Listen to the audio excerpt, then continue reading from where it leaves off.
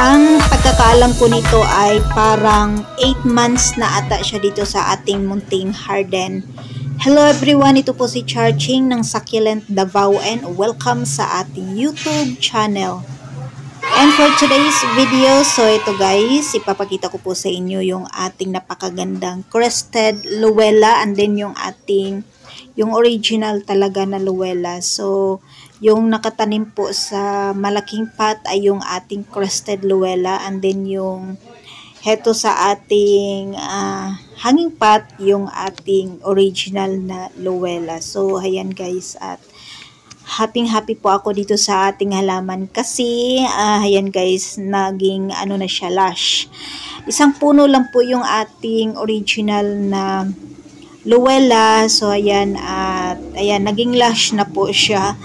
So paano po naging lush yung ating halaman? Ano po yung ginawa ko sa ating luella, paano siya naging lush? So ito, at meron siyang katabing purple delight. So kasama niyan kasama po ito sa na bili natin sa ating seller na si Maymay CNS Succulent.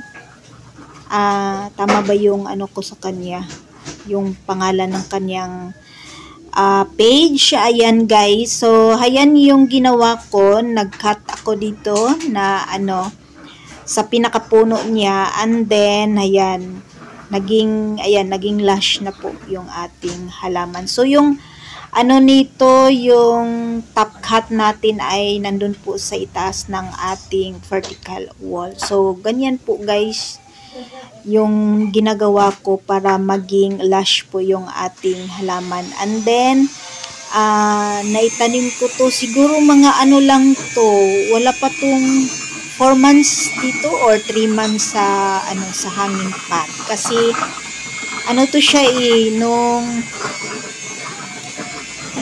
kasabay sila nung mga hanging pot ko na ilagay sa itaas ng vertical wall. So mga 3 months, more than 3 months po sila na nakatanim sa ating hanging pot. So ayan, at malago na po yung ating mga halaman dito sa ating hanging pot. So ang ginawa ko lang po dito ay katulad din po doon sa ating mga crested moonstone, naglagay po ako ng fertilizer 14-14, complete 14-14-14. So sabay po sila.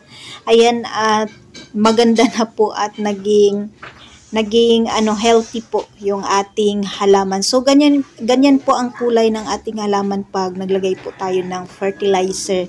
Nawawala po yung pagka-stress. So okay lang yan guys, dahil pag summer or sobrang init dito sa ating lugar ay naman po, magiging or babalik po sila sa kanilang kulay na magiging ganito po, parehas po sa ating adult PI. So yung adult PI natin guys ay nagbalik naman po sa pagka-green. So heto guys, yung ating napakagandang crested luella.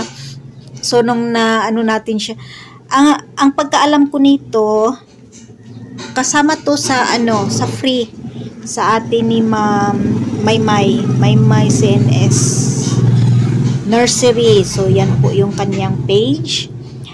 Kasama po ito sa kanyang free sa atin. So ayan, at ganito lang po siya kaliit guys dito. Ayan, ganyan lang po siya kaliit before.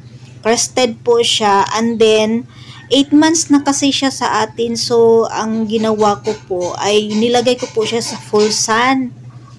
And then ayan, naging siya guys, yung naging siya talaga,